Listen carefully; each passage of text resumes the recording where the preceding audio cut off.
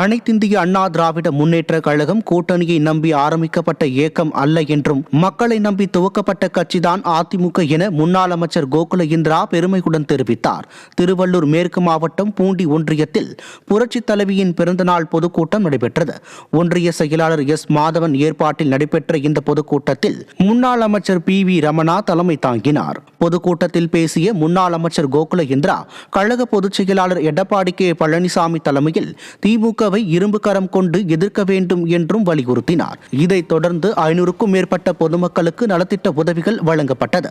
இந்த பொதுக்கூட்டத்தில் ஒன்றிய, பேரூர், வட்ட கழக நிர்வாகிகள் திரளானோர் கலந்து கொண்டனர். கூட்டணி மற்ற விஷயங்கள் நம்மதாங்க ராஜாக்கள். அதிமுக என்ன சாதாரண கட்சியா? அதிமுக என்ன சின்ன கட்சியா? நேத்து முளைச்ச கட்சியா?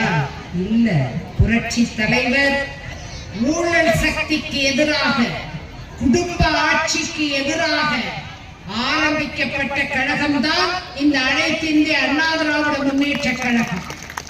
கூட்டணியை நம்பியெல்லாம் இந்த கழகம் ஆரம்பிக்கப்படவில்லை.